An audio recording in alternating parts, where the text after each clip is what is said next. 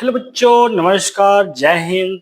हम लोग बायोलॉजी में 12th क्लास में चैप्टर जो 3 है उसको लेकर आ गए हैं, जिसका नाम है मानव जनन। तो पीछे हम लोग जो मानव जनन में जो पीछे हम लोग जो फिगर था, फिगर को समझ चुके थे। ये फिगर थे और जो ये फिगर था सब हम लोग समझ चुके थे कि जो मानव जनन में कौन कौन से अंग होते हैं और इनका जो कार्य है, जो फिगर के माध्यम से हम लोग समझे थे। तो अब हम लोग जो थ्योरी है, इसका थ्योरी के माध्यम से समझने की कोशिश करेंगे कि जो मानव जनन होता है, ठीक है, मानव जनन में कौन कौन अंग होते हैं, उनका क्या क्या कार्य है, इस सब के बारे में हम लोग पढ़ेंगे। ठीक है, तो एक सेकंड, थोड़ा सा हम लोग टाइम लेते हैं और ये हम लोग का, चलिए। तो पीछे हम लोग पढ़ चुके थे। एक सेकंड, थोड़ा सा टाइम लेंगे क्योंकि हम लोग पीछे हम लोग पढ़े हैं कि मानव जनन में जो मुख्य अंग होता है नर का, वो होता है वृषण होता है। और उसके बारे में हम लोग थोड़ा सा चर्चा करते हुए आगे बढ़ेंगे। ठीक है, चलिए। और यहाँ पर,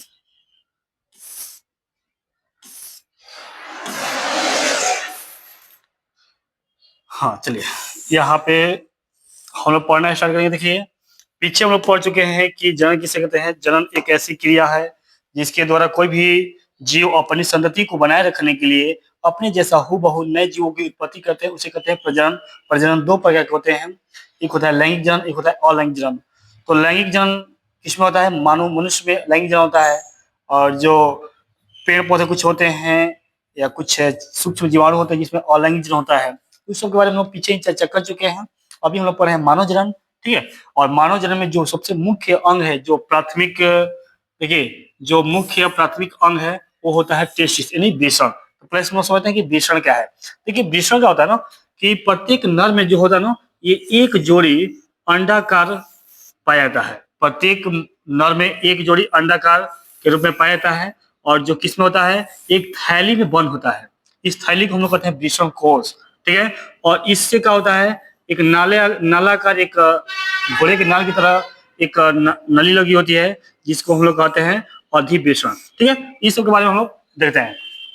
देखिए क्या कर रहे हैं, कर रहा है कि पुरुषों में एक जोड़ी वृषण उदर गुहा से बाहर एक थैली नुमा रचना में पाया जाता है, जिसे हम लोग क्या कहते हैं, वृषण कोश कहते हैं। क्या कहते हैं? वृषण कोश। यानी जो वृषण होता है ये पाया जाता है वृषण कोश में। ठीक है, अब पीछे हम लोग भी एक बार चर्चा भी किए थे कि जो वृषण होता है ना, इसका जो निर्माण होता है ना, वो होता है हमारे उदर गुहा में। ठीक है, ये जन्म से पहले बच्चा, जब जो शिशु है, जन्म से पहले क्या होता है, एक संकीर्ण रास्ते से उदर गुहा, और एक संकीर्ण जो रास्ता होता है, संकीर्ण जो रास्ता होता है उसके द्वारा ये क्या होता है, वृषण कोश में आता है, जिसको हम लोग जिसको हम लोग क्या कहते हैं, एक नाल कहते हैं। ठीक है, और इस जो जो ये नली होती है, इसमें कभी बाई चांस क्या होता है, कोई हम लोग शरीर में जो भी आंत है, आंत यदि उसमें उतर जाता है, इसको हम लोग हर्निया कहते हैं। ठीक है, पीछे और आएगा। हो गया, यहाँ पे देखते हैं बेसन क्या कर रहा है। बेसन एक अंडाकार, एक होता है एक अंडाकार 4 से 5 सेंटीमीटर लंबा होता है। ठीक है, और ये क्या होता है, 2 से 3 सेंटीमीटर चौड़ा होता है। और यह बाहर से क्या होता है, दो झिल्लियों में घिरा होता है। जो वृषण होता है बाहर से दो झिल्लियों में घिरा होता है। जो इसकी आंतरिक जो झिल्ली होती है, आंतरिक झिल्ली अंदर अंतर्वर्तित होकर 250 से लेकर 300 कोष्ठकों को क्या करती है, निर्माण करती है, जिसे वृषण पालिया भी कहते हैं। देखिए, जो बेसन होते हैं, बेसन के जो अंदर एक झिल्ली होती है, ये कम से कम 250 से लेकर 300 तक ये कोष्ठकों में भागों में बटी होती है, एक नलिकाकार में बटी होती है। और ये क्या करती है, एक पाली का निर्माण करती है, जिसे बेसन पाली कहते हैं। जैसे मैंने देखा यहाँ पे पाली का निर्माण किया ना, इसको कहते हैं बेसन पाली। ठीक है, ये है अधिवेशन का कटा हुआ भाग है। ठीक है, और इसमें देखिए, ये जो बेसन हम लोग का है, बेसन है, और इसी को जब हम लोग बीच से काट दिया गया है, ये भाग है। इसमें समझ लेते हैं इसमें क्या कहता है। देखिए, जब बेसन को काट दिया जाता है, तो इसमें जो सबसे मुख्य होती है शुक्रवाहिकाएं होती है। शुक्रवाहिकाएं जो शुक्राणुओं को ढोती है, ले जाती है। ये बेसन कोष्ठक है, ये जगह जो पाली है, पाली में बटी होती है, इसकी संख्या कितनी होती है? 250 से 300 लगभग होती है, ठीक है। और ये क्या है? ये ट्यूनिका एल्बुजिनिया है, इसकी जो परत होती है ना, इसके परत को जो का है ट्यूनिका एल्बुजिनिया। ट्यूनिका एल्बुजिनिया विशेष प्रकार का उत्तक होता है, ठीक है। यहाँ पर दिया है शुक्र जनन नलिकाएं, वही हुआ शुक्र जनन। ये जो नली है शुक्र जनन नलिकाएं हैं, जो क्या करती है, जो वृषण से वृषण कोश में शुक्राणुओं को प्रवाहित करती है, जहां पर ये परिपक्व होते हैं। और ये है, देखिए ये इसको बंधा हुआ है, इसका एक, यह एक जो नली होती है, नली से क्या होता है, बंधा होता है, इसी को कहते हैं अधिवृषण। और इसी में क्या होता है, जो शुक्राणु होता है परिपक्व होता है। और जो अधिवृषण होते हैं उसकी लंबाई होती है 6 मीटर, ये सबसे लंबी होती है, इसकी लंबाई 6 मीटर। ये बहुत ही आपस में ये क्या होती है, मिली होती है, और इसका आकार घोड़े की नाल की तरह होता है। और जो बीच में दिया है, यहाँ पर क्या है, वृषण, ये जो जालक है। और जो सबसे लास्ट परत दिया है ट्यूनिका वेजाइनलिस है ना, तो ये दोनों का है, ट्यूनिका एल्बुजिनियास और ट्यूनिका वेजाइनलिस, क्या है दोनों, ये वृषण के परत है, बाह्य परत है ना, एक बाह्य एक अंदर परत, ठीक है। तो इस तरह से हम लोग समझ गए। और अब हम लोग आते हैं जो एक सेकंड, क्या कर रहा है कि शुक्र जनन नलिका में आंतरिक संरचना, शुक्र जनन में आंतरिक संरचना कौन कौन होता है, इस पर हम लोग देखते हैं। देखिए क्या होता है कि जो वृषण के अंदर शुक्र जनन नलिकाएं होती है, इसके भीतर 3 प्रकार के कोशिकाएं पाई जाती है। किसके भीतर? जो शुक्राणु शुक्राणु जो जनन नलिका है उसके अंदर 3 प्रकार के कोशिका पाई जाएगी। पहला उसका नाम है शुक्र जनन कोशिका, पहला क्या है, शुक्र जनन कोशिका। दूसरा है सर्टोली कोशिका और तीसरा है अंतराली कोशिका, ठीक है। 3 प्रकार के हमारे जो वृषण है, वृषण में 3 प्रकार की कोशिकाएं पाई जाती है। अब इस सब के हम लोग कार्य के बारे में समझते हैं कि इसका क्या काम है। ये जो 3 प्रकार की कोशिकाएं पाई जाती है, इसका क्या काम है, इस पर हम लोग चर्चा करते हैं। तो पहला दे रहा है शुक्र जनन नलिकाएं। जो शुक्र जनन कोशिकाएं हैं, ये क्या करती है, ये नर जननिक कोशिकाएं होती है, जो और सूत्री विभाजन के द्वारा क्या करती है, शुक्राणु का निर्माण, यानी स्पर्म का निर्माण करती है। यानी जो आदि बीज शुक्राणु होते हैं, जिसमें 46 क्रोमोसोम होते हैं, उसमें ये क्या करता है, जो शुक्र जनन कोशिकाएं हैं और सूत्री विभाजन के द्वारा उसको आधा कर देता है, यानी 22+X में विभाजित करता है, ठीक। जो दिया अगला दिया है सर्टोली कोशिकाएं। सर्टोली कोशिका क्या है, यह पिरामिड के आकार की कोशिका है। ये कैसी होती है, ये पिरामिड के आकार की तरह होती है, ठीक है। जो पिरामिड, ऐसे पिरामिड होता है ना, ये पिरामिड के आकार की होती है, ठीक है, जो बनते हुए नर युग्मक कोशिका का पोषण करती है। देखिए जो सर्टोली कोशिका है, ये क्या करती है ना, तो सर्टोली कोशिका का जो नियंत्रण है ना, वे करती है FSH। कौन करती है, FSH। और FSH का है, यह एक मनुष्य के मस्तिष्क में जो पिट्यूटरी ग्रंथि है उसे स्रावित होने वाला हार्मोन है। और ये जो FSH है, ये क्या करता है, ये यही सर्टोली कोशिकाओं को उत्तेजित करता है, यानी उसे एक्टिव करता है, जिसके कारण ये एक विशेष प्रकार का प्रोटीन बनाता है, जिसका नाम है ABP। ABP का निर्माण करता है, और यही ABP का करता है, शुक्राणुओं की संख्या को बढ़ाने का काम करता है, उसे पोषण प्रदान करने का कार्य करता है, ठीक है। तो थर्ड नंबर दिया है अंतराली कोशिका। लीडिंग कोशिका भी सेल कहते हैं, लीडिंग कोशिका या सेल कहेंगे ना। तो चलिए, जो अंतराली कोशिका है, इसके बारे में कह दिया है कि वृषण जो पाली में जो शुक्र जनन है, नलिकाओं के चारों ओर अंतराली अवकाश होता है, और इसमें क्या होते हैं, कहीं कहीं छोटे छोटे क्या होते हैं, छोटे छोटे एक वाहिकाएं और एक लीडिंग कोशिकाएं होती है। इसे क्या कहेंगे, अंतराली कोशिका कहा जाता है। और इसका मुख्य कार्य क्या है, जो अंतराली कोशिका है, इसका मुख्य कार्य है शुक्राणुओं का निर्माण करना। इसका मुख्य कार्य क्या है, शुक्राणुओं का निर्माण करना। अब देखिए इसमें क्या होता है, सेम वही होता है जो हमारे मस्तिष्क में एक हार्मोन होता है, जिसका नाम है LH, लेओनिडाइजिंग हार्मोन। और ये भी स्रावित होता है पिट्यूटरी से। कहां से होगा, जो पिट्यूटरी जो पिट्यूटरी जो ग्लैंड है उससे स्रावित होगा, और पिट्यूटरी ग्लैंड से स्रावित होता है एलएच, और ये क्या करता है, ये जो लीडिंग कोशिकाएं हैं इसको उत्तेजित करके और टेस्टोस्टेरोन का निर्माण करने में सहायता करता है, टेस्टोस्टेरोन का निर्माण करवाता है। कौन, ये भी पूछा क्वेश्चन कि टेस्टोस्टेरोन का निर्माण कौन सी कोशिका करती है, तो वे करती है कौन, अंतराली या उसको कहेंगे लीडिंग कोशिकाएं, अंतराली या लीडिंग कोशिकाएं। ठीक है, चलिए आगे कर रहा है इसमें कि ये टेस्टोस्टेरोन का स्राव करती है, इसका कुछ कोशिकाएं प्रतिरक्षात्मक भी होते हैं। प्रतिरक्षात्मक बने उसकी रक्षा करने वाली भी कोशिकाएं होती है, जो शुक्राणु जो निर्माण होता है ना उसकी रक्षा भी ये करती है। तो इस तरह से हम लोग जो 3 प्रकार की जो कोशिकाएं थी जो हमारा वृषण में पाई जाती है उसके बारे में हम लोग चर्चा किए। अब हम लोग पढ़ेंगे जो द्वितीयक अंग होता है, द्वितीयक अंग माने जो इसके सहायता करने वाला होता है, हेल्पिंग करने वाले जो ऑर्गन होते हैं उनके बारे में हम लोग चर्चा करते हैं। तो पहला इसमें दिया है वृषण कोश। तो वृषण कोश पीछे हम लोग चर्चा किए हैं कि वृषण कोश का एक मोटी सी थैली रचना होती है जिसमें वृषण पाया जाता है। ठीक है, और ये वृषण को बाहर आघातों से बचाने में बहुत हेल्प करता है, इसमें विशेष प्रकार के ऊतक होते हैं। ठीक है, देखना होगा कि इसमें क्या दिया है वृषण जिस थैलीनुमा संरचना में उपस्थित होता है उसे वृषण कोश कहते हैं। जाहिर सी बात है, वृषण कोश उदर गुहा के बाहर इसलिए उपस्थित होता है जिससे क्या होता है, वृषण का तापमान क्या हो, शरीर के तापमान से 2 से 3 सेंटीमीटर कम हो। क्या हो, क्योंकि हमारे जो वृषण में जो शुक्राणु बनते हैं उन्हें शरीर के तापमान से 2 या 3 से डिग्री सेल्सियस से कम होना चाहिए।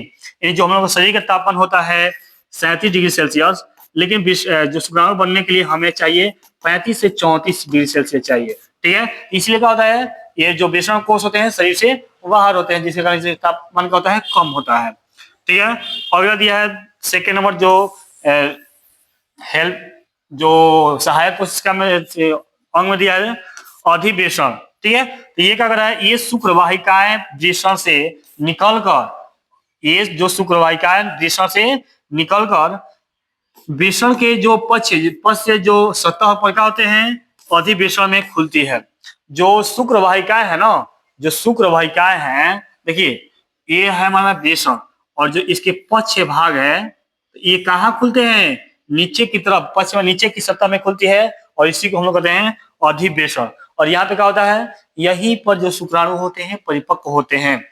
शुक्राणु का निर्माण होता है वृषण में, लेकिन इसका परिपक्वन होता है अधिवेशन में। ठीक है, खरा है कि अधिवेशन पतली एवं लंबी नलिका अत्यधिक कुंडलित से बनी होती है, बहुत सारा कुंडलित होता है। अभी बताया ना कि इसकी लंबाई 6 मीटर होती है और इसमें शुक्राणुओं के परिपक्वन का कार्य होता है, जो कि मुझे चर्चा किया। इसमें बहुत सारी जो नली पाई जाती है, नली जैसी रचना होती है, इसकी लंबाई 6 मीटर होती है और ये घोड़े की नाल की तरह होती है और इसमें क्या होता है, शुक्राणुओं का परिपक्वन होता है।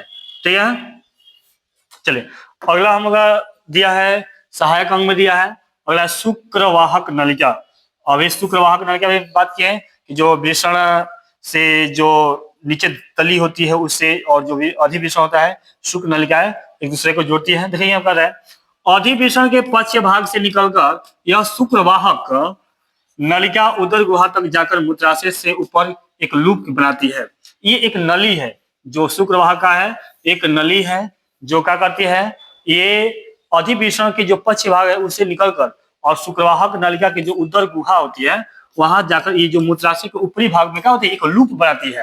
यानी ये शुक्राणुओं को ढोने का काम करते हैं कौन, शुक्रवाहक नलिकाएं। अगर यह अस्खलन नलिका, अस्खलन नलिका यह उदर गुहिका में, उदर गुहा में क्या होता है, जो शुक्राशय से क्या होता है निकलकर एक नलिका शुक्रवाहक में खुलती है और यह दोनों मिलकर एक अस्खलन नलिका कहलाती है। देखिए ये जो अस्खलन नली है और जो शुक्रवाहक नली है दोनों एक नली है।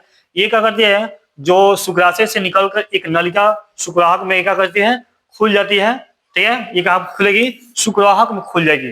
ठीक है, और ये किसको ढोती है, जो यूरिन होता है और जो शुक्राणु होते हैं जो वीर्य होते हैं उसको ये क्या करते हैं आगे की तरफ बढ़ाते हैं, एक नली के द्वारा एक रास्ते से आगे इसको निकालते हैं। ठीक है, तो अगला हम लोग का अंग दिया है शीशन।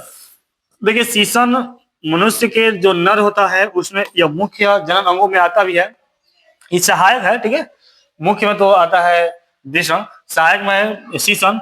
शीशन का है एक लंबी सी रचना होती है, ठीक है। और देखिए यह क्या होता है, शरीर से बाहर एक जननेंद्रिया है जो मूत्र नलिका शीशन के रास्ते बाहर खुलती है, ठीक है। और ये जो मूत्र नलिका होता है, जो उसमें जो स्पर्म होते हैं और जो यूरिन होते हैं, उसको क्या कहते हैं, परिवहन करते हैं, मतलब आगे की तरफ बढ़ाते हैं। और ये निषेचन में भी बहुत सहायक होते हैं, क्योंकि ये जो मादा होती है, मादा के जो योनि के रास्ते से ये क्या कहते हैं, ये वीर्य को उसके फैलोपियन नली तक पहुंचाते भी है, ठीक है। तो ये बहुत ही मुख्य अंग, नाव के सहायक अंग है, और ये बहुत ही मैं कहने मतलब ये है कि बहुत ही हेल्पफुल होता है अंग, ठीक है। अगला है हमारा शुक्राशय। शुक्राशय क्या होता है, ये एक जोड़ी पैदा है, एक जोड़ी मतलब कि एक बाएं एक दाएं, यह एक जोड़ी मूत्राशय के पीछे होते हैं, ठीक है। तथा ये क्या करते हैं, ये वीर्य में एक विशेष प्रकार का क्या करते हैं, एक लिक्विड को स्रावित करते हैं, एक लिक्विड को क्या करेंगे, स्रावित करते हैं। और ये लिक्विड क्या करता है, जो शुक्राणु होते हैं उसकी रक्षा करता है। शुक्राणु क्या करेंगे, ये रक्षा करेंगे, ठीक है। किसे करेंगे, जो अम्ल अम्लीय है, अम्ल जो यूरिन में जो अम्ल होता है उससे ये क्या करते हैं, रक्षा करते हैं, क्योंकि जो शुक्राणु होते हैं बहुत ही संवेदनशील होते हैं, बहुत ही कमजोर होते हैं। तो जो शुक्राशय है एक विशेष प्रकार का जो लिक्विड है उसको स्रावित करता है, ठीक है। और यह जो वीर्य होता है उसमें लगभग ये 60% का होता है, शुक्राशय के द्वारा ही जो जो लिक्विड है उसका स्राव होता है, और ये एक चिपचिपा पदार्थ भी होता है, ठीक है। चलिए अगला हम लोग आएंगे, अब जो सहायक अंग अभी पढ़े थे, अब सहायक ग्रंथियों के बारे में समझते हैं, ठीक है, कि सहायक ग्रंथियां कौन कौन सी है। तो जो हेल्पफुल करने वाली जो ग्लैंड है उसके बारे में पहला हम लोग का है प्रोस्टेट ग्लैंड। प्रोस्टेट ग्लैंड को ही कहते हैं प्रस्थ ग्रंथि, क्या कहेंगे, जो प्रस्थ ग्रंथि भी कहा जाता है इसको। अब देखिए यह क्या है, यह एक संघन ग्रंथि है, यह एक संघन ग्रंथि है जो मूत्र नलिका के आधार के चारों ओर होती है, और यह वीर्य का लगभग 20 से 25% भाग को क्या करती है, बनाती है। ये जो प्रोस्टेट ग्लैंड है एक पुरुष द्रव का स्राव करती है, और उसमें लगभग ये जो 20 से 25% एक लिक्विड का स्राव करती है, ठीक है। अब क्या होता है ना कि ये जितना भी प्रस्थ द्रव है जो शुक्राशय से स्रावित द्रव है, ठीक है। अब क्या होता है, जो शुक्राशय से जो स्रावित द्रव होता है ना उसमें एक प्रकार का जो पोषक तत्व भी पाया जाता है, पोषक तत्व पाया जाता है। इसी कारण जो शुक्राणु होते हैं वे गतिशील होते हैं, जैसे फैक्टोस है, फैक्टोस का स्राव करता है कौन, शुक्राशय। तो यही कारण है कि उसमें क्या होता है, एक गति मिल जाती है, ठीक है। और ये क्या करता है, ये जो लिक्विड स्रावित करता है, ये स्रावित करता है, ये उसके रक्षा का काम करता है, ठीक है। जो पुरुष द्रव है ये लगभग पूरा वीर्य का 20 से 25% होता है, और कितना था, लगभग 60% था, ठीक है।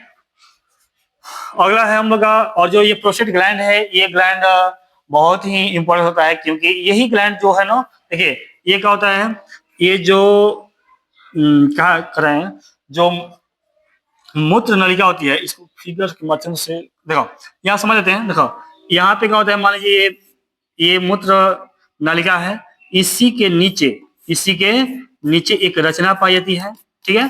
अब क्या करती है, यहाँ से जो बेसण कोष की नलिका है जो पाई जाती है, यहाँ पर प्रवेश करती है, और इधर ये निकलती है एक नली, यहाँ से, कहाँ से, प्रोस्टेट ग्लैंड से। तो ऊपर से जो भी यूरिन आता है, इधर से जो भी वीर्य आते हैं, इस सबको ये आगे शीशन की ओर ये क्या करता है, बाहर की तरफ निकालने का काम करता है, ठीक है। तो अब ये जो प्रोस्टेट ग्लैंड है ना, यही निर्णय लेता है कि बाहर किसको निकालना है, ठीक है। तो कभी कभी होता क्या है कि ये जो प्रोस्टेट ग्लैंड है इसमें जो कोशिका है इसकी मात्रा धीरे धीरे बढ़ने लगती है, और जिसके कारण यहाँ पर क्या होता है, जो यूरिन है बाहर निकलने में असमर्थ होता है, और इसी को हम लोग कहते हैं प्रोस्टेट ग्लैंड, क्या कहेंगे, प्रोस्टेट ग्लैंड। और जो प्रोस्टेट ग्लैंड जिसको हो जाता है कैंसर, प्रोस्टेट ग्लैंड जब बढ़ जाता है उसको है प्रोस्टेट कैंसर, ठीक है। और इसका चीड़ फाड़ के माध्यम से इसका जो भी इलाज होता है किया जाता है। अगला क्या है, काउपर ग्लैंड।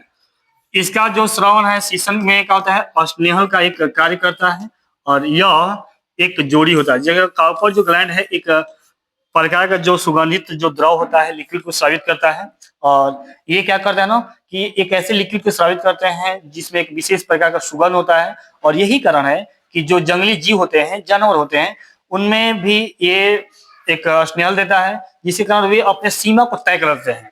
जो जंगली जीव है, कुत्ता है या शेर है या बाघ है, जो भी है, वह अपने सीमा को तय कैसे करता है? तो जो कार्पर ग्लैंड है उसमें एक विशेष प्रकार का स्नेहल साबित होता है, जिसके द्वारा क्या होता है, वो वे पहचान में आ जाता है कि ये किसी दूसरे का इलाका है। लेकिन ये मनुष्य में ये क्षमता नहीं होती है। अगला है टेस्टोस्टेरोन। ये बहुत ही बेबीआई टेस्टोस्टेरोन होता है। ये नर हार्मोन है। ये कौन सा हार्मोन है? ये नर हार्मोन है जो अंतराली कोशिका से स्रावित होता है।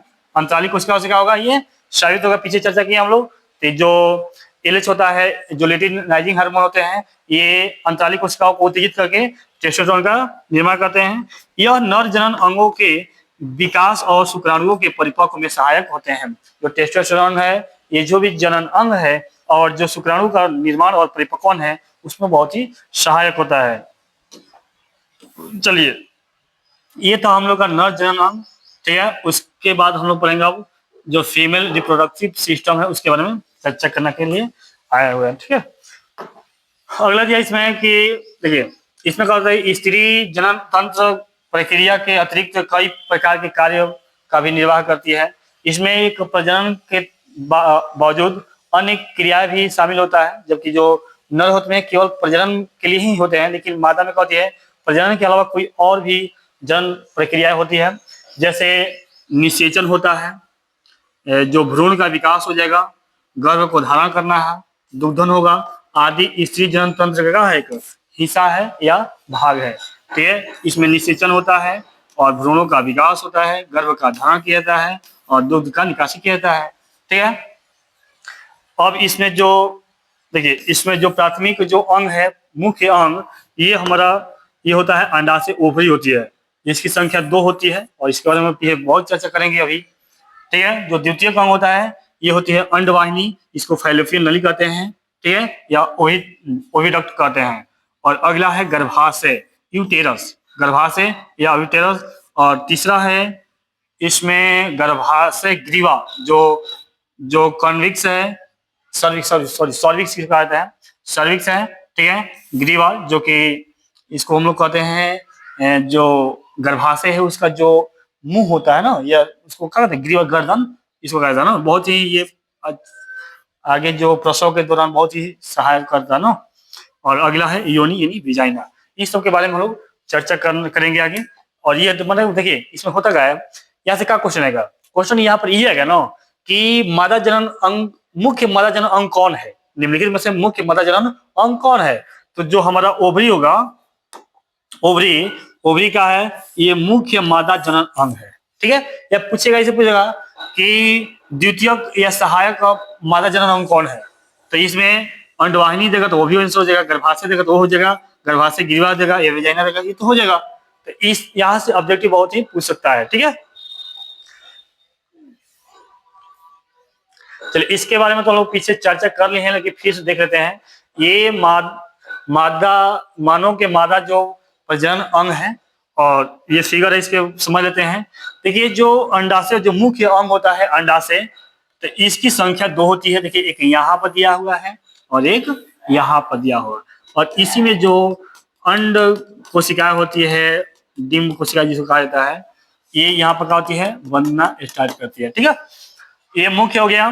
उसके बाद जो ये अंडवाहिनी है, फैलोपियन नली है, यहाँ पे ये है गर्भाशय है, ये क्या है पर गर्भाशय है। ठीक है, और ये जो ग्रीवा है, ग्रीवा, और नीचे जो दिया है पहले, ये जो है क्या है, योनि है। ठीक है, तो इस सब के बारे में हम लोग आगे भी काम पढ़ेंगे, बट चर्चा भी कर चुके हैं कि सबसे पहले क्या होता है। यहाँ पर देखिए, इसमें होता क्या है कि सबसे पहले जो मादा होती है उसमें एक चक्र शुरू होता है, जिसको कहते हैं मेंस्ट्रुअल साइकिल या मासिक चक्र। ठीक है, इसमें होता क्या है कि इसमें जो अंडा है ना, ये जो अंडा है, एक अंडा को बनने में लगभग 1 सप्ताह लग जाता है। तो यानी 1 सप्ताह जो है एक अंडा को बनने में लग जाता है। और ये जो इसको कहते हैं फिम्बरी, क्या कहेंगे, फिम्बरी। ये फिम्बरी का है एक झालर जैसा एक रचना होती है, अंगुली आकार की का रचना होती है, जो अंडा को पकड़ने का काम करता है। ये अंडा का करेगा, पकड़ेगा। तो यहाँ से जो फिम्बरी है इस अंडे को पकड़ेगा। ठीक है, ये 1 सप्ताह इसको बनने लग गया। एक सप्ताह के बाद इसको पकड़ेगा और पकड़ के इसको यहाँ तक लाएगा। कहाँ तक लाएगा? यहाँ तक लाएगा। कहाँ जरूरत पड़ रहा है? यहाँ पर देखो जो अंडा होता है ना, ये अगतिशील होते हैं, ये गतिशील नहीं होते हैं। क्यों नहीं होते हैं? क्योंकि इसमें ना पूंछ होता है और न इसमें जो फ्रक्टोज होता है ना, पोषक तत्व इसमें पाया जाता है, जो कि शुक्राणु में फ्रक्टोज पाया जाता है, क्योंकि शुक्रा से जो होता है फ्रक्टोज का निर्माण करता है, अन्य जो पोषक तत्व देता है। लेकिन इसमें ऐसा नहीं होता। ये संकुचन के द्वारा धीरे धीरे धीरे एक सप्ताह में कहाँ पहुंचते हैं? फैलोपियन नली में पहुंचते हैं। किसके द्वारा? फिमरी के द्वारा। ठीक है, यानी 7 दिन इसको लग जाता है कहाँ? यहाँ पर पहुंचने में। ठीक है, और उसके बाद क्या करा है, और यहाँ पे ये क्या होता है, एक सप्ताह तक यहाँ पर ये रहता है। तो एक सप्ताह तक यहाँ पर ये ठहरा, एक सप्ताह तक वहां पर रहेगा। तो इसीलिए 7 दिन यानी 14 दिन यहाँ पर हो गया, 14 दिन यहाँ पर हो गया। और अगले 14 दिन के बाद जो 15, 16, जो 21 दिन तक होता है, तो अब यही सबसे अच्छा गर्भ धारण के योग्य होता है। जो सबसे अच्छा जो गर्भ धारण के जो दिन होता है ना, सबसे अच्छा कौन होता है? 14 से 21 दिन। ठीक है, और उसके बाद जो ये 7 दिनों के बाद ये क्या होता है? ये खत्म हो जाता है, नष्ट होने लगता है। जो यहाँ का अंडा है ये क्या होगा? नष्ट होने लगता है। इसी दौरान जो इसमें क्या होता है, जो गर्भाशय होती है इसमें बहुत सारे जो कोशिकाएं है उसका निर्माण होने लगता है। और ये कोशिकाएं जो झिल्लियां भी होती है, इसमें जो एस्ट्रोजन जो हार्मोन होते हैं वे स्रावित होने लगते हैं। और इसकी जो सतह होती है मोटी होने लगती है। जो गर्भाशय की सतह कहती है मोटी होने लगती है, गर्भ धारण योग्य बनने लगती है। उसमें बहुत सारा जो रुधिर कोशिकाएं होती है वे भी शामिल होने लगती है और उसे मोटा कर देता है। ठीक है, यदि अब क्या होता है, यदि यदि जो मैथुन होता है उसके द्वारा जब शुक्राणु यहाँ पे यदि पहुंचते हैं, बहुत सारा हजारों की संख्या में पहुंचेंगे, लाखों में पहुंचेंगे, और उसमें एक होगा सफल होगा। अब देखिए इसमें होता क्या है कि जो शुक्राणु है यहाँ पर पहुंचेंगे, तो अब ये जो अंडा है यहाँ पर, ये जो अंडा है तो इसको क्या करेगा, ये जो शुक्राणु है, ठीक है, सबसे पहले इस पर अटैक करेगा। तो जो उसका एस्ट्रोजन जो आगे का जो सर है ना, एस्ट्रोजन आगे सीन में पैदा है एस्ट्रोजन, वे क्या करेगा, इस अंडा के जो भी परत है उसको तोड़ेगा। इसमें 2 परतें पैती है, उस परतों को क्या करेगा, तोड़ेगा। और जब इसे तोड़ दिया तो ये कठोर हो जाता है।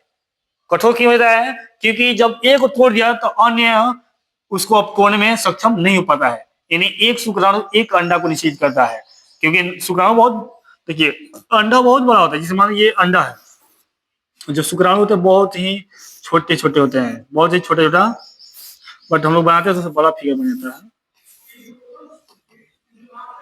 ठीक है, तो जैसे इसमें क्या पाता है, केंद्रक पाता है, और इसमें 2 प्रकार के जो परतें होती पाई है अंडा से अंडा में। और जैसे ही ये अटैक किया अपने एस्ट्रोजन से तोड़ा इसको, तो ये कठोर, इतना कठोर हो जाता है कि अन्य जो शुक्राणु है इसको तोड़ नहीं सकते हैं। ठीक है, अब देखिए, तो अब जब ये तोड़ दिया तो निषेचन क्रिया हो जाएगा और ये धीरे धीरे यहाँ पे आगे की तरफ जाके गर्भाशय में प्रवेश हो जाएगा।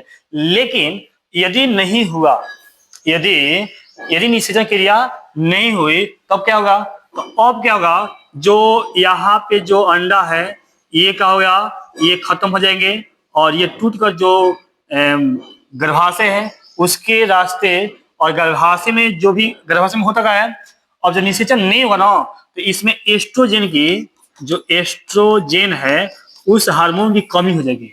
और जब एस्ट्रोजन हार्मोन की कमी होगी तो इसमें जितना भी परतें बनी हुई है ना, जो रक्त की जो परतें बनी हुई है वे सब क्या होने लगेगी, नष्ट होने लगेगी। और एक ल्यूटियम कार्पस होता है और एक अन्य रचनाएं होती है, उसमें ये परिवर्तित होने लगता है। और क्या होता है, अब ये इसके रास्ते जितना भी रचनाएं हैं और जो रक्त कोशिका है ये इसका होगा शरीर से बाहर निकलना स्टार्ट हो जाएगा, और इसी को हम लोग कहते हैं मेंस्ट्रुअल साइकिल। अब देखिए बहुत सारे बच्चा ये कंफ्यूज होता है ना कि सर जो बोल रहा है कि मासिक चक्र के 14वें दिन के बाद क्या होता है, 14 दिन के बाद अंडा क्या होता है, बाहर निकलता है। अब देखिए यहाँ पे क्या होता है, यहाँ पे जब निकलना स्टार्ट हुआ, इसी को तो हम लोग मेंस्ट्रुअल साइकिल कहते हैं। इसको कहते हैं, ये कम से कम 2 से 5 दिन चलेगा, अधिक से अधिक मैक्सिमम चलता है 7 दिन। ठीक है, तो यहाँ पे ये 7 दिन हो गया, और इसके जो 7 दिन में इसको फिर बनना स्टार्ट, एकांतर चलता है, इधर बन गया, एक बार इधर निकल गया तो दूसरा बार इधर से निकलेगा, दूसरा बार किधर निकलेगा, इधर से, मतलब हमेशा जो मेंस्ट्रुअल साइकिल होता है, अंडा जो अंडोत्सर्ग की क्रिया होती है, जो अंडा निकलने की क्रिया होती है, ये हमेशा एकांतर होती है, यानी इधर होगा तो उधर एक बार होगा, फिर उधर होगा तो इधर होगा ना, ऐसे एकांतर की तरफ चलता रहता है। ठीक है, तो अब क्या हुआ, तो यहाँ पे शादी बनने लग गया, यहाँ पे शादी निकल गया था, तो यहाँ पे मेंस्ट्रुअल साइकिल गया था, यहाँ पे शादी, तो ऐसे रहेगा, तो यहाँ पे 14 दिन नहीं होगा, तो 14 दिन बाद क्या होगा, फिर फीमेल के द्वारा इसको पकड़ लिया जाएगा। 14 दिन के बाद क्या होता है, अंडा जो होता है अंडाशय से बाहर निकलता है, में मासिक चक्र के बाद। ठीक है, चलो इतना हम लोग समझ रहे थे। अब आगे और बहुत सारा आएगा, अभी तो फिगर है ना, बहुत सारा पढ़ेंगे। चलिए तो पढ़ते हैं हम लोग प्राथमिक मुख्य अंग। तो प्राथमिक मुख्य अंग कौन होता है, अंडाशय, ओवरी है। ठीक है, अब देखो यह क्या है, यह मादा का प्राथमिक लैंगिक अंग है, जो मादा युग्मक, यानी जो मादा युग्मक होता है, अंडा होता है, ओवम होता है, का निर्माण और स्टीराइड हार्मोन, कौन हार्मोन, स्टीराइड हार्मोन का क्या करता है, ये उत्पादन करता है। देखिए पूछेगा कि जो मादा युग्मक है, जो अंडा है, उसका निर्माण कौन करता है, तो हमारा हो जाएगा आंसर ओवरी यानी अंडाशय। और जो स्टीराइड हार्मोन है, उसका निर्माण कौन करेगा, तो अंडाशय। ठीक है, यह क्या होता है, यह उदर के नीचे दोनों ओर एक एक यानी एक जोड़ी के रूप में पाया जाता है। अभी दिखाए, अभी दिखा देते फिर से, देखो यही अंडाशय है, ये क्या है, दोनों अंडाशय है, यह उदर गुहा के नीचे और दोनों तरफ क्या होता है, एक एक पाया जाता है, यानी यह एक जोड़ी के रूप में पाया जाता है। ठीक है, अब कह रहा है कि जो उदर के क्या होता है, नीचे होता है, और प्रत्येक अंडाशय में 2 से 3, देखिए प्रत्येक अंडाशय में 2 से 4 सेंटीमीटर लंबी और 1.5 सेंटीमीटर चौड़ी तथा लगभग 1 सेंटीमीटर मोटी बादाम के आकार की संरचना होती है। ठीक है, इसमें क्या होती है, ध्यान सुनो कि 2 से 4 सेंटीमीटर लंबा, 2 से 4 सेंटीमीटर लंबा और 1.5 सेंटीमीटर चौड़ा और 1 सेंटीमीटर मोटा, ये क्या होती है, एक बादाम के समान, बादाम के जैसी एक रचना होती है। ठीक है, कौन, अंडा से। यह श्रेणी भीति, ये जो श्रेणी भीति है से लिगामेंट द्वारा उदर गुहा में क्या होती है, लटकी होती है। यह उदर गुहा में क्या होती है, लटकी होती है। ये जो अंडाशय है उसका ये आंतरिक भाग है। अंडाशय को तुम बाहर देखे, ये किसी है, ये बादाम जैसी है। इसमें क्या होता है, इसमें होता है केंद्रीय, इसमें क्या होता है, जो मेडुला होता है, केंद्रीय होता है, जो डॉट डॉट होता है, और यही क्या करता है, अंडा का यानी जो डिम्ब कोशिका है उसका ये निर्माण करता है। ये जननिक जो एपिथेलियम होता है, जननिक एपिथेलियम क्या दिया यहाँ पे क्या होता है, एक विशेष प्रकार का जो कोशिकाएं बना होता है ऊतक से, जिसको हम एपिथेलियम ऊतक भी कहते हैं। ठीक है, ये बहुत ही विशेष प्रकार होते हैं। और ये क्या होता है, परिधीय, जो ये है ना संरचनाएं जो क्या पाई है, एक परिधीय पाई जाती है। ठीक है, ये आंतरिक रचना है। ठीक है, आगे कह रहा है कि प्रत्येक अंडाशय बाहर की ओर एक पतले जनन एपिथेलियम से अस्तित्व होता है। अस्तित्व माने घिरा होता है या ढका होता है। यह क्या होता है, अंदर से एक एपिथेलियम ऊतक से घिरा होता है। और अंदर अंडाशय के जो पीटिका होती है, एस्ट्रोमा होता है ना, ये होता है अंदर में जो पीटिका यानी एस्ट्रोमा होती है, जिसमें 2 भाग है, परिधीय कॉर्टेक्स, केंद्रीय यानी मेडुला। ठीक है, अंडा देखिए जो होता है ना, जो अंडाशय है, अंडाशय के मुख्यतः 2 भाग होते हैं। कौन कौन होता है, तो पहला होता है परिधीय भाग, कॉर्टेक्स होता है, दूसरा क्या होता है, केंद्रीय भाग यानी मेडुला। तो जो अंडाशय है उसका 2 भाग होता है, पहला कॉर्टेक्स, दूसरा मेडुला। ठीक है, तो अब कहते हैं जो अंडाशय का जो मेडुला भाग होता है ना, वे कैसा होता है, अंडाकार गोल रचना में बिखरी होती है, जिसे प्राथमिक पुटिका या अंडाशय पुटिका भी कहा जाता है। यानी ये जो बिखरी होती है अंडाकार की संरचना, इसी से क्या होता है, अंडा आगे विकसित होता है। तो ये कहाँ पाती है, मेडुला भाग में पाती है ना। ठीक है, और आगे कह रहा है कि जो प्राथमिक पुटिक कोशिकाएं हैं, ये परिपक्व होकर ग्राफियन फॉलिकल बनाती है। ग्राफियन फॉलिकल बनाती है मतलब कि जो प्रथम जनन कोशिकाएं होती है मादा की, उसका ये निर्माण करती है। अगला है, आप सहायक में लेते हैं, इस कौन कौन सहायक अंग होते हैं। और इसमें तो जो प्राथमिक अंग है वो तो अंडाशय है। ठीक है, अंडाशय के बारे में हम लोग पढ़ लिए। पहला है इसका सहायक में होता है अंडवाहिनी या फैलोपियन नली, इसे कहते हैं फैलोपियन फैलोपियन नली। ठीक है, अब कह रहे हैं यह एक जोड़ी पेशीय एवं नलिकार होती है। यह अंडाकार अंडाशय से गर्भाशय तक, यह अंडाशय से गर्भाशय तक इसकी जो गुहा होती है पक्षामाभी और एपिथेलियम से आश्रित होती है। प्रत्येक अंडवाहिनी में क्या होते हैं, 3 भाग होते हैं। जो फैलोपियन नली होता है उसमें 3 भाग होता है।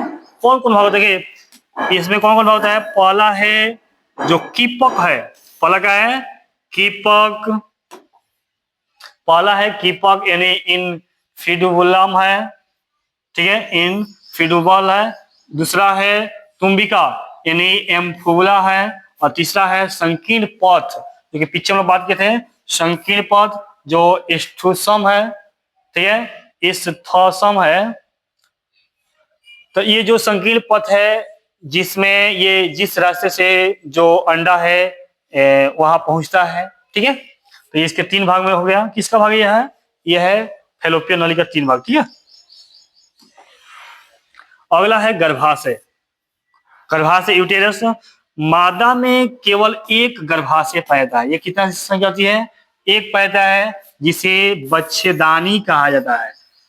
और इसे आमतौर पे जो ग्रामीण क्षेत्र होता है वहां पे इसको कहते हैं बच्चेदानी। क्या कहेंगे इसको? बच्चेदानी कहा जाता है। और यह 8 सेंटीमीटर लंबा होता है। इसकी लंबाई कितनी होती है? 8 सेंटीमीटर लंबी होती है। जो खोखली पेशीय होती है, खोखली बने, यह खोखली रचना होती है और ये मांस से बनी होती है। इसमें एक रक्त प्रचुर मात्रा में पूर्ति होती है। इसमें क्या होता है, रक्त पूर्ति करने के लिए नहीं बताया कि जो इसकी परतें होती है ना, इसमें जो रुधिर कोशिकाएं पाई जाती है, जो इसको क्या करती है, इसको मोटी और गर्भधारण योग्य बनाती है।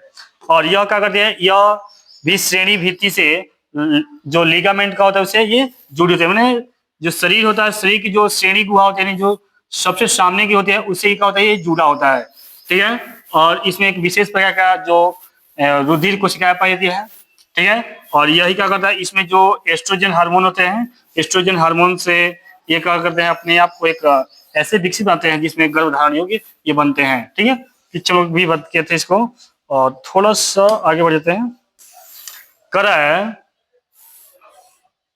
चलिए, इसका ऊपरी जो भाग होता है फैलोपियन नली होता है। जो गर्भाशय होता है, गर्भाशय के जो ऊपरी भाग होता है, ये कहाँ खुलती है? फैलोपियन नली में खुलती है। ये बीच में पाया, जिसमें यहाँ पे यहाँ पे हम लोग बनाए थे ऐसे ऐसे और ऐसे जो होता है। ठीक है, तो और ये ऐसी रचनाएं होती है। तो ये क्या थी? ये फैलोपियन नली है। और यही क्या है? यही है गर्भाशय। तो यहाँ पर जो क्या है, ये फैलोपियन नली है। ये क्या है? फैलोपियन नली है। ठीक है, और ये क्या है? श्रेणी गुहा में स्थित होता है। ठीक है, अब अगर है कि और नीचे क्या होता है, इसका अच्छा नीचे जो होता है ये क्या होता है? संकीर्ण भाग होता है। ठीक है, जिसे हम लोग क्या कहते हैं? गर्भाशय ग्रीवा, सॉलिक्स कहा जाता है। जो इसका गर्दन होता है ना, सबसे नीचे वाला जो भाग होता है, ये क्या होता है? संकीर्ण होता है। ऊपर वाला भाग चौड़ा होता है, और ऊपर वाला भाग में क्या पाता है? फैलोपियन नली खुलती है। ठीक है, और आगे हम लोग देख सकते हैं कि जो गर्भाशय की जो भित्तियां होती है उस पर 3 गो स्तर पाए जाता है। कितने स्तर पाए जाते हैं? 3 स्तर पाए जाते हैं। पहला होता है जो स्तर इसका पतला झिल्लीमय, जिसको हम लोग परिगर्भाशय कहता है। इसको पहला जो होता है परिगर्भाशय कहता है। जो सेकेंड होता है ये थोड़ा मोटा होता है। ठीक है, इसी को कहते हैं गर्भाशय पेशी का स्तर माना कहा जाता है। ये गर्भाशय पेशी का है, गर्भाशय के अस्थि का ये पेशी स्तर है। और तीसरा जो होता है आंतरिक, जो अंदर की तरफ होता है, ये ग्रंथिल स्तर होता है। और ये कहते हैं अंतःस्तर, मतलब कि सबसे जो नीचे अंदर होता है, ये एक तरह का लिक्विड, मैंने लिक्विड को साबित करने के लिए बनाया हुआ, मैंने ये एक तरह का ग्रंथि है। तो ये हम लोग का तीनों जो दिया है, तीनों का है, ये गर्भाशय का स्तर है। ठीक है, अब हम लोग आ जाते हैं अगले अपने अंक में, उसका नाम है योनि। ठीक है, तो योनि क्या है? जो वेजाइना है इसके बारे में समझते हैं। तो यह गर्भाशय की एक पतली ग्रीवा द्वारा, जो गर्भाशय की जो पतली ग्रीवा होती है, गर्दन होती है, सर्विक्स होता है, उसके आगे जो हम लोग आते हैं एक रास्ता होता है, योनि बदल जाती है। और योनि का होता है ये जो मैथुन होता है, मैथुन के समय से जो पुरुष होते हैं उसमें से क्या होते हैं, वीर्य को ग्रहण करने का कार्य करती है। यानी जो मैथुन जो क्रियाएं होती है उसमें जो वेजाइना होती है उसका बहुत ही भूमिका होता है, और ये जो वीर्य है वीर्य को ग्रहण करने के कार्य करती है। और इसके अलावा कुछ भी इसका काम नहीं है। जो योनि है, योनि में किसी भी विशेष प्रकार का कोई भी लिक्विड स्रावित नहीं होता है, और इसमें किसी भी प्रकार का जो भी ग्रंथियां नहीं पाई। इसका मेन काम है केवल जो मैथुन के समय इसका जो वीर्य है वीर्य को ग्रहण करना। ठीक है, चलिए अगला इसमें आ जाते हैं हम लोग कि जो बाह्य जननांग है, बाह्य जननांग में क्या कहता है देख लेते हैं। तो जो बाह्य जननांग है, देखिए स्त्री के जो वृहत ओष्ठ, लघु ओष्ठ और हाइमन, और एक भाग से स्त्री का बाह्य करते हैं, ये बाह्य जननांग होता है। ठीक है, देखिए ये जो हम लोग का जो स्त्री होती है, स्त्री का जो बाह्य जननांग है उसके बारे में दिया गया है। तो इसमें जो देखिए, तो ये जो दिया है, ये जो रचनाएं है इसमें देखिए दो प्रकार की रचनाएं पैदा है इसमें, जिसको कहते हैं एक को कहते हैं बृहत ओष्ठ, जो बाहर की जो परत होती है उसको कहते हैं बृहत ओष्ठ, और जो अंदर की होती है उसे कहते हैं लघु ओष्ठ। ठीक है, और इसमें इसके पीछे एक प्रकार की देखिए यहाँ पर झिल्ली पैती है, इसको हाइमन कहा जाता है। ये कहते हैं हाइमन कहा जाता है, जो किसी चोट के कारण ये टूट भी सकती है, खत्म भी हो सकती है। ठीक है, अब देखिए इसमें बीच से दो प्रकार के जो छिद्र होती है, एक से यूरिन को बाहर निकाला जाता है, और एक का संबंध होता है जो सर्विक्स होता है, यानी गर्भाशय के जो सर्विक्स होते हैं उसे संबंध होता है। ठीक है, और यहाँ पे ये जो डॉट डॉट डॉट डॉट ये जो पाए जाते हैं इसको हम कहते हैं जनन सेल। और ये क्या होते हैं, ये इस पर बाल युक्त होता है नहीं, इस पर बाल बहुत होते हैं। ठीक है, और इसमें एक विशेष प्रकार की जो झिल्ली पाई जाती है जो बहुत ही उत्तेजना को उत्पन्न करती है, और ये बहुत ही संवेदनशील होती है। ठीक है, इसको भग के भी कहा जाता है, और इसमें ये क्या है, ये यूरिन वाला छिद्र है। ठीक है, और ये क्या है, ये हाइमन है, और भाग यहाँ पर है। ठीक है, इस सब पर हम लोग चर्चा देख लीजिए फिर से। और ये बृहत ओष्ठ है, जो बाहर की परत होती है इसको बृहत ओष्ठ कहते हैं, जो अंदर की परत कहते हैं उसे लघु ओष्ठ कहते हैं। ठीक है, तो ये हम लोग देख लिए हैं। ये जो इसी को हम लोग कहते हैं बाह्य जननांग। ठीक है, बाह्य जननांग। चलिए अब हम लोग आते हैं स्तन ग्लैंड। जो स्तन ग्लैंड यार जो स्तन ग्लैंड है उसके बारे में देखते हैं। देखिए ये स्तन ग्रंथियां है। अब क्या होता है, देखिए बाहर से देखने को नहीं होता, देखिए अंदर से देखेंगे तो इसमें बहुत सारी जो नलियां होती है, नलियों का ये बहुत सा गुच्छा होता है, जिसमें जो लैक्टोजेन है वो क्या करते हैं, यहाँ पर दूध जो स्राव करते हैं उसका निर्माण करते हैं।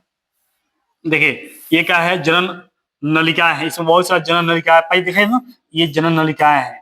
और ये जो है जो दिखाई दे रहा है ऐसा ऐसा रचना, ये वासा है, इसको एडिपस कहते हैं ना। ये क्या है, एक वासा होता है। वासा होने का ये बहुत ही सॉफ्ट होता है और मुलायम होता है, बहुत ही सॉफ्ट और मुलायम होता है। ठीक है, और इसके जो ये यहाँ पे जो नली है इसको ग्रंथिल ऊतक कहा जाता है। और इसमें देखिएगा ना एक नली जैसे यहाँ पर कूपिका जैसे पाई जाती है रचना, इसी को कहते हैं कूपिका, जिसमें जो लैक्टोजन है, दूध है, जो वहाँ पे क्या होता है, वहाँ पे नियमित होकर वहाँ पर रहते हैं। और एक है जो एम्फिबुला है, जिसको हम लोग कहते हैं तुम्बिका। ठीक है, और ये सब के सब आकर एक मुख से यहाँ पर मिलते हैं, एक मुख से मिलते हैं, और इसी के द्वारा जो बच्चा होता है दूध जो होता है उसको ग्रहण करता है। तो ये हमारा है जो स्तन तंत्र ना। चलिए इसके बारे में थोड़ा सा समझ लेते हैं, उसके बाद में और करा है कि स्तन ग्रंथियां सभी मादा स्तनधारियों में एक अभिलक्षण है। ठीक है, ये मादा जो स्तनधारी इसी के नाम पड़ा है ना, कि जो जीव बच्चे को जन्म देकर दूध पिलाता हो, तो वही करा कि यह उसका अभिलक्षण रहता है। स्तनों में क्या होता है, विभिन्न मात्रा में वासा एवं ग्रंथिल ऊतक होते हैं। विभिन्न प्रकार के वासा यानी फैट होता है, और जो ग्रंथिल ऊतक होते हैं प्रत्येक स्तन में क्या होते हैं, 15 से 20 ग्रंथिल ऊतक होते हैं। 15 से 20 कहते हैं ग्रंथिल ऊतक होते हैं, और ये बहुत से पालियों में बटे होते हैं, और प्रत्येक जो पाली में क्या होता है, कुपिका होती है, कुपिका कोशिकाओं का जो समूह होते हैं, और यह कुपिका दूध का क्या करते हैं, स्राव करते हैं, उत्पादन करते हैं, और ये कुपिका से दूध स्रावित होकर स्तन नलिकाओं में आ जाता है। ठीक है, और प्रत्येक पली का जो स्तन नलिका से मिलकर जो स्तन वाहिनी है, स्तन वाहिनी का निर्माण करता है। जो ये स्तन जो नलिकाएं हैं, सभी स्तन नलिकाएं और जो फालिकाएं जब मिल जाती है, इसी को कहा जाता है स्तन वाहिनी। ठीक है, और जो प्रत्येक जो स्तन वाहिनी है तुम्बिका तुम्बिका बनाती है, और यह दूध वाहिनी से जुड़ रही होती है, और ये क्या होती है, इसके द्वारा ये बाहर की तरफ निकलती है, जो बच्चों के पोषण में सहायक होती है, बच्चे के विकास में भी सहायक होती है। इस तरह से जो मादा में जो स्तन ग्रंथि है उसके बारे में हम लोग पढ़े। ठीक है, अब आ गया है युग्मक जनन। तो यहाँ पर हम जो लोग जो नर जनन अंग, मादा जनन अंग पढ़ लिए, जो सहायक अंग है वो भी पढ़ लिए, इनके कार्य भी पढ़ लिए। अब हम लोग पढ़ेंगे कि जो युग्मक होते हैं, युग्मक माने जो नर युग्मक होते हैं, मादा युग्मक होते हैं, उनका निर्माण कैसे होता है, आखिर इनका निर्माण किस तरह से होता है, किन कोशिकाओं में और सूत्री विभाजन या समसूत्री विभाजन से होते हैं, इन सब के बारे में हम लोग चर्चा करेंगे। तो पहले तो देखिए, जो युग्मक होता है, युग्मक दो प्रकार के होते हैं, एक नर युग्मक हो जाते हैं, एक मादा युग्मक हो जाते हैं। ठीक है, तो चलिए हम लोग शुरू करते हैं, और इसमें हम लोग एक ही क्लास में इस चैप्टर को खत्म करने की कोशिश करेंगे। जैसे दिया है युग्मक जनन, इसमें क्या होता है, देखिए युग्मक जनन बहुत ही सिंपल है कि युग्मकों के बनने की क्रिया को युग्मक जनन कहा जाता है। युग्मकों के बनने की क्रिया को कहेंगे युग्मक जनन कहेंगे।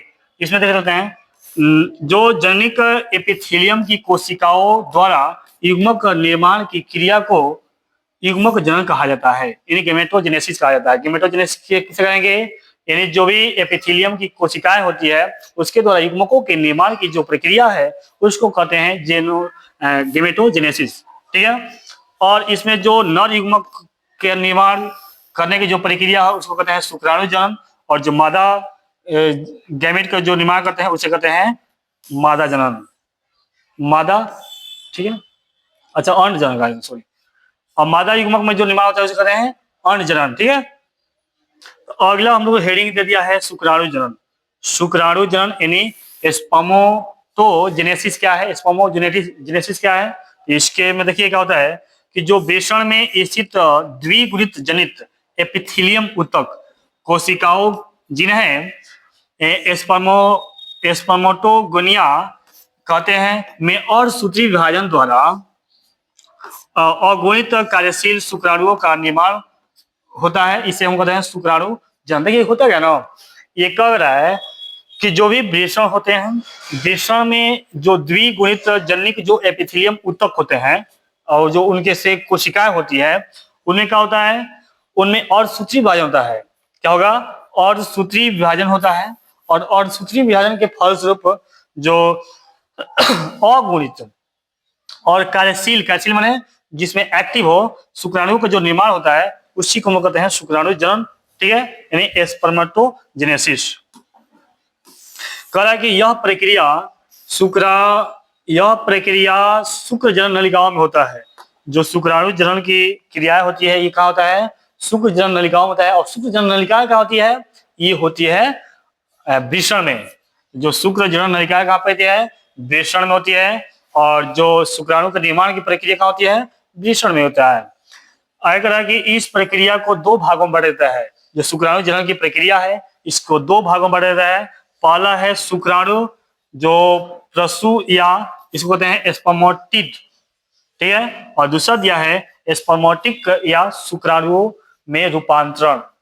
ठीक है, शुक्राणु में रूपांतरण या शुक्राणु जनन, या इसको कहते हैं स्पर्मियोजेनेसिस। तो ये दो भागों में बांटा जाता है। तो पहला इसका भाग के बारे में लोग समझते हैं कि शुक्राणु प्रसू क्या है। ठीक है, चलो, शुक्राणु प्रसव या इसको कहते हैं स्पर्मेटिव का निर्माण।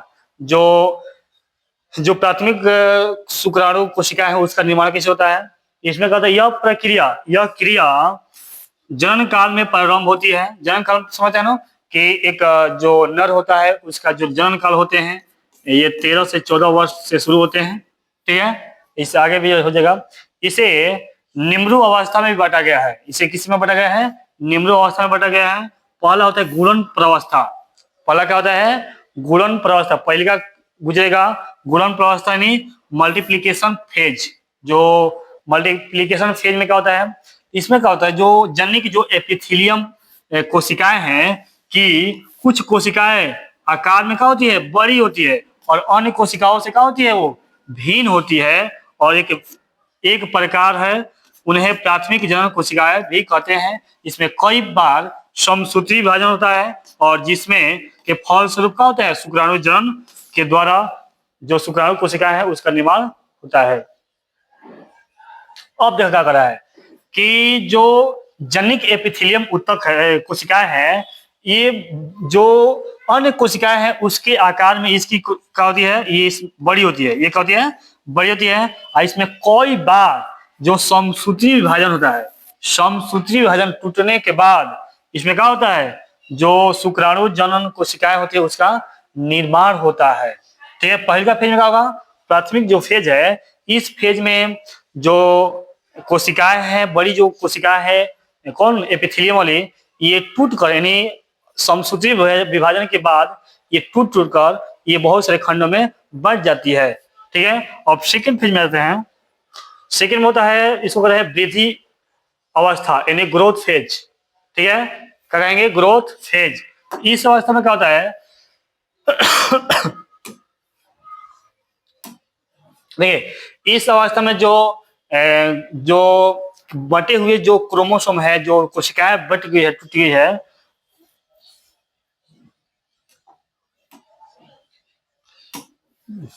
देखिए पागल इसमें कहता है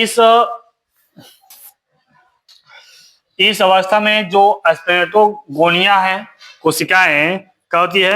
वृद्धि करके अब प्राथमिक शुक्राणु कोशिका या प्राइमरी स्पर्मेटोसाइट, देखिए प्राथमिक शुक्राणु कोशिका, ठीक है, और प्राइमरी स्पर्मेटोसाइट का निर्माण करती है, नहीं उसमें बदल जाती है। तो अब क्या होता है? जो देखिए पहले का अवस्था क्या था कि जो भी उसमें कोशिकाएं थी जो विशेष प्रकार की बड़ी थी और वे बंट कर समसूत्री विभाजन के फलस्वरूप बंट कर वे बहुत सारे खंडों में टूट गई। और दूसरा फेज में क्या हो रहा है कि जो वे टूटा हुआ जो भाग है ना, वे वृद्धि किया, विकसित हुआ और उसमें उसे क्या कहते हैं? प्राथमिक शुक्राणु कोशिका कहता है। और प्राथमिक शुक्राणु कोशिका यहाँ तक भी क्या है? 2n है, यानी ये द्विगुणित होता है। कहता है द्विगुणित होता है, ठीक है। अब आगे आते हैं। आगे क्या होता है इसका? इस प्रावस्था में जो प्राइमरी स्पर्मेटोसाइट है, जो प्राथमिक कोशिकाएं हैं, शुक्राणु कोशिकाएं, इसका क्या होता है? समसूत्री विभाजन होता है। इसमें क्या होगा? अब समसूत्री विभाजन होता है, समसूत्री होता है। और समसूत्री विभाजन के पहले चरण में प्राइमरी स्पर्मेटोसाइट से 2 अगुणित कोशिकाओं का निर्माण होता है। अब इससे क्या होता है? 2 अगुणित कोशिकाओं का निर्माण होता है। देखिए पीछे जो समसूत्री विभाजन हो रहा था उसमें शुक्राणु प्राथमिक जो जनन कोशिकाएं थी, जो एक जो बट गई है उसे क्या करेगी? वो शुक्राणु कुल का निर्माण कर देती थी। और जो दूसरा था उसी में और सूत्री विभाजन के जो तीसरा फेज में आके और सूत्री विभाजन के फलस्वरूप क्या हो जाएगी? ये 2 भागों में बैठ जाएगी और ये क्या हो जाएंगे? अगुणित हो जाएंगे, जिसे एक प्राइमरी स्पर्मेटोसाइट 4 स्पर्मेटोसाइट का विभाजन कर लेते हैं। देखिए इसमें क्या होता है? जो एक स्पर्मेटोसाइट है 4 गो स्पर्मेटोसाइट का निर्माण कर देखा से यहाँ पर हो जाएगा 2n, ठीक है, 2n। और ये 2n क्या हो जाएंगे? इसमें समसूत्री विभाजन होगा तो ये 2n हो जाएंगे। और ये है क्या हो जाएंगे? इस शुक्राणु कुल का निर्माण कर लेंगे। और ये 2n है, इसमें क्या हो जाएगा? ये 2n आगे आप वृद्धि करके ये क्या हो जाएगा? ये n बन जाएंगे और पुनः इसमें समसूत्री विभाजन हो जाएगा तो ये भी n और ये भी n और ये भी n बन जाएगा और ये भी n बन जाएगा। उसके बाद ये क्या हो जाएगा?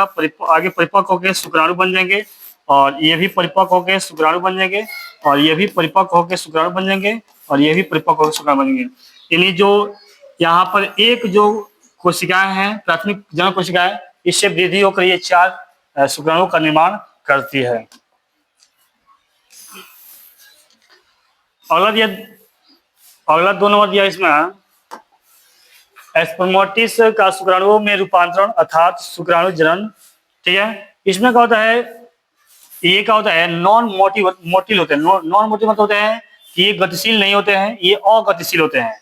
यहाँ तक है ये सब अगतिशील है। और गोलाकार शुक्राणु प्रसूव या स्पर्मेटोटिस का रूपांतरित होकर सक्रिय और चल शुक्राणुओं में बदल जाना शुक्राणु जनन कहलाता है।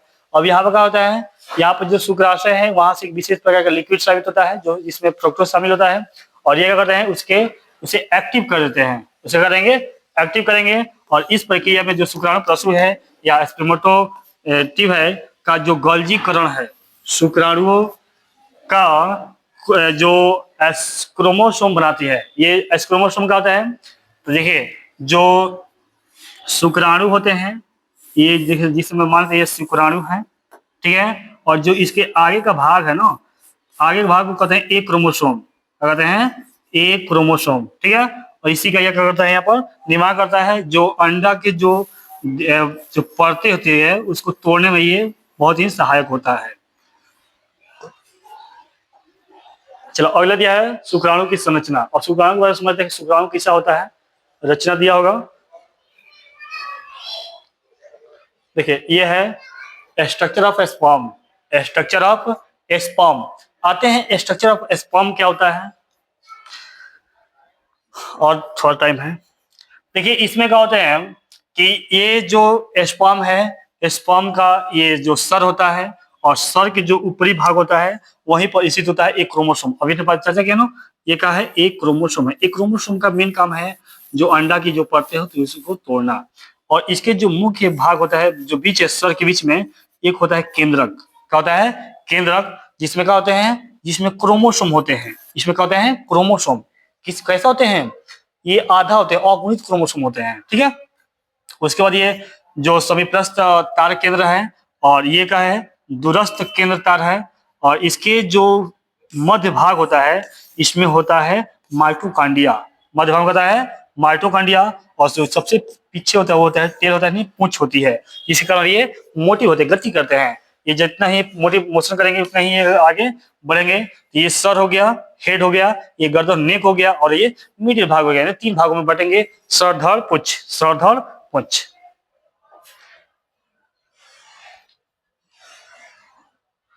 चलिए यहाँ पर दिया है कि प्रत्येक शुक्राणु पतले एवं लंबे होते हैं। ये क्या होता है, पतले एवं लंबे होते हैं। और ये क्या होते हैं, जिन्हें सूक्ष्मदर्शी, देखिए इतना छोटा होता है शुक्राणु ना, इसके हम नंगी आंखों से नहीं देख सकते हैं। तो जब तक सूक्ष्मदर्शी नहीं लगेगा तब नहीं इसको नहीं देख सकते। तो और तब उसमें सर धड़ पूंछ होता है, माइटोकांड्रिया होता है ना, बहुत सारे उसमें एक क्रोमोसोम होता है, केंद्रक होता है। ठीक है, उसे हम आप लोग अपनी आंखें नंगी आंखों से नहीं देख सकते हैं। ठीक है, जिसे निम्नलिखित भागों में बांटा गया है। तो पहला था हेड, पहला कौन था, हेड। ये क्या होता है, ये शुक्राणुओं का शीर्ष भाग होता है, इसमें बड़ा, ये सबसे बड़ा भाग होगा। और ये क्या होता है, अगुणित होता है, केंद्रक होता है, इसमें अगुणित केंद्रक होते हैं। इसके आगे एक टोपीनुमा संरचना होती है, जिसे क्या कहते हैं, एक क्रोमोसोम कहते हैं, जो कि अभिवाजित किए हैं। यह निषेचन के समय अंडाणु के झिल्ली को नष्ट करता है। कौन, एक क्रोमोसोम। जो निषेचन के समय बनो, तो जो अंडाणु के जो झिल्लियां होगी उसको तोड़ने का काम करेगा। यह सिर में पाया जाता है, कौन, एक क्रोमोसोम। अगला है नेक, जो गर्दन है।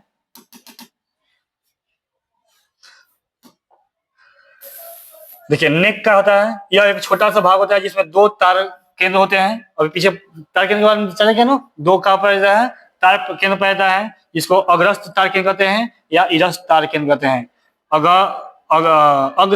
अग्रस्थ तार केंद्र और इरस्थ तार केंद्र। अगला दिया है मिडिल भाग, मध्य भाग। यह भाग क्या होता है,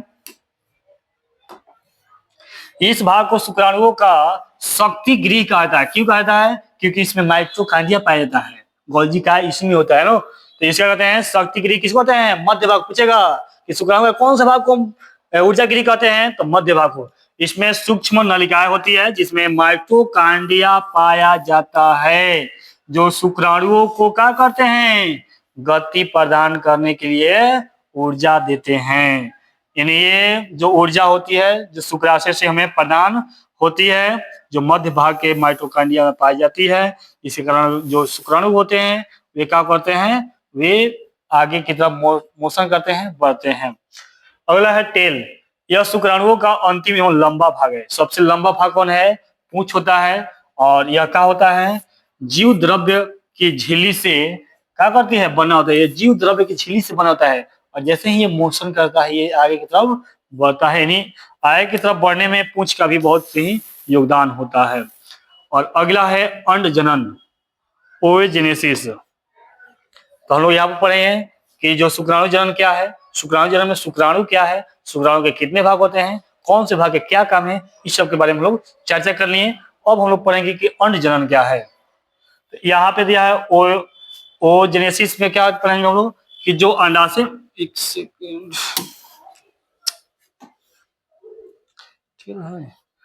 जो अंडाशय में स्थित जो द्विगुणित जो अंड होते हैं। देखिए जो अंडाशय में जो